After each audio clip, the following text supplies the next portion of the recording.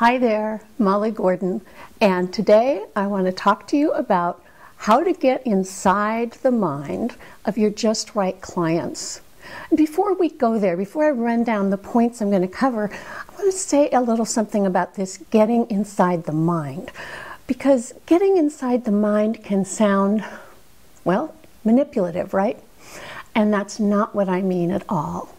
The thing is, in order to really serve, let alone make a profit, we need to truly understand the desires, the dreams, and the challenges that our just right clients have.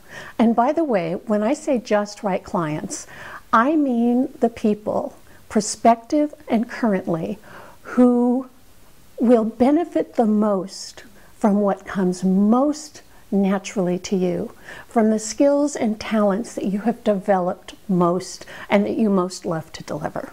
So let me run down what I'm going to cover. First, how to get inside the mind and heart of your just right client. How focusing on one specific person makes your marketing and sales more interesting to everyone. And how to use language that speaks directly to your just right client. So I'll be weaving those 3 points throughout this conversation. So let's get started.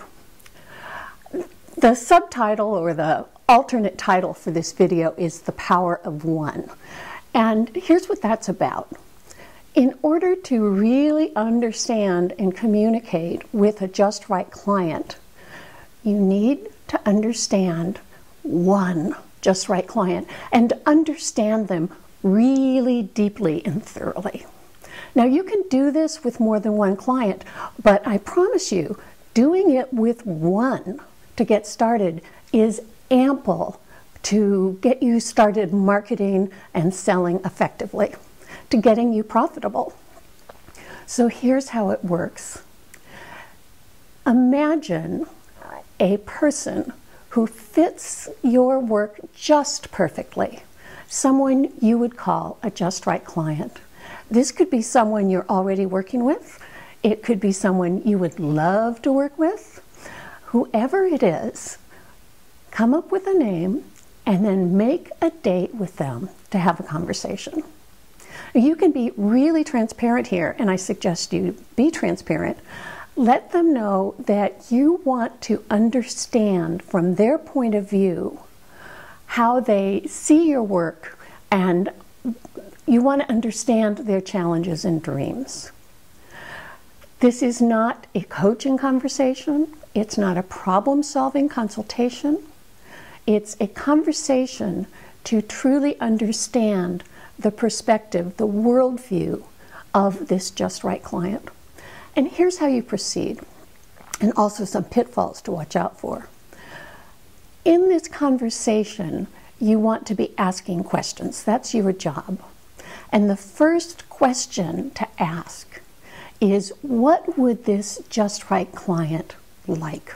How would they like to be the world to be? And to do this in the context of your work. So if you're a life coach, how would this just right client love for their life to be?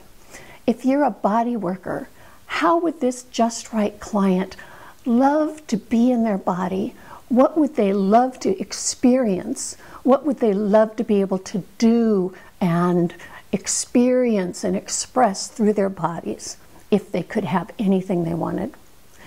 Once you've established that, and it takes some support and some gentle probing to help people really get at the meat, at the core of what they want, at the core of their desires, because at first they're going to tell you what they think you want to hear.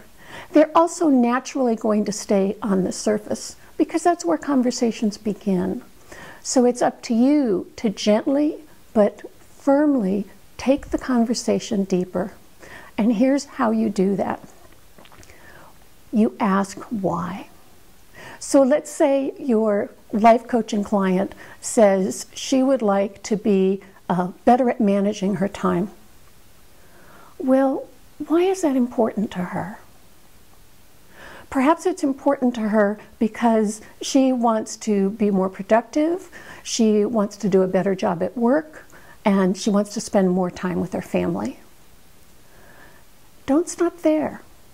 Again, ask, and what's so important? Why does that matter? Why do those things matter to you? And perhaps she says, well, they matter because those are my priorities, and I want to honor my priorities. And again, you might ask, so tell me, why is it important to you to honor those priorities? I know that might sound like a goofy question, but if you ask it really sincerely and from a place of authentic curiosity, you'll usually find that this just right client goes still a level deeper. And you might even ask why again, until you feel you have touched the very core, the emotionally charged, the feeling tone of what your just right client wants. Now, I hope you're taking notes, not only now, but during this client conversation, or ideally recording it, because you're going to be using the precise language that your just right client has just used when you talk about the results your work delivers. When you talk about the outcomes that your just right clients can expect from working with you or buying your products. And this is always assuming that you can deliver those results.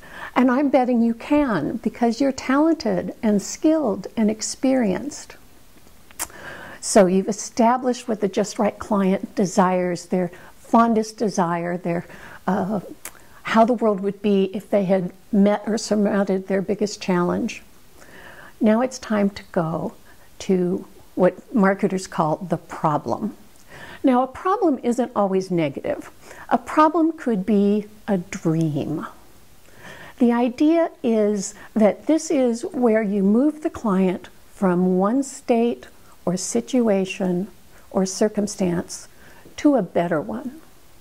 So you might be working with a client who has a wonderful life and who now wants to, perhaps they're ready to retire, they want to create adventure and a legacy. So you would talk to them about what's the biggest problem for you or challenge for you in creating an adventure or a legacy. Do you see how I'm doing this? There is, it's not about making things wrong or negative or bad, but it is about homing in on the challenge, the problem, the obstacles, whatever it is that stands between your just right client and what they want. Now, very often, your just right client will have several challenges or problems. Note them all, and then ask, so what might the top 3 challenges or problems be? And note those.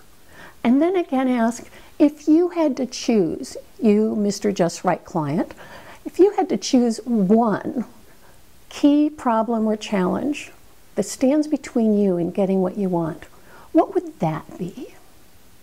And the reason you go for one is because when it gets around to speaking with and communicating with your just right clients, you want to be very concrete and very specific. And if you can name and speak to one single significant problem or obstacle, you will reach people who have other significant problems and obstacles. I promise you that's true. I've tried it and it works for me. So now you've got the desired state, the dream, the outcome they want, and you've got the problem or challenge or obstacle that stands between them and realizing that dream. The next step is to explore how the just right client would like to have that problem solved. So perhaps the just right client is pressed for time. We can go back to this life coaching client who's got time issues. And she's already pressed for time, and she's concerned about how she would fit coaching into a busy schedule. So you would ask her about that challenge and say, so if you could have coaching delivered in any way you wanted, tell me what that would look like. Now there's one more thing I wanted to share with you that I promised to share with you, and that's why this works. Why does focusing on one just right client make your marketing and selling compelling to everyone who fits in that just right client category?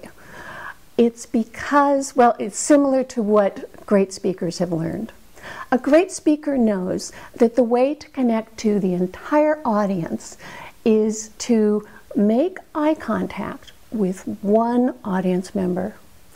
Hold that eye contact for a few seconds, and then move on to another single audience member and hold eye contact with that person for some time, a few seconds.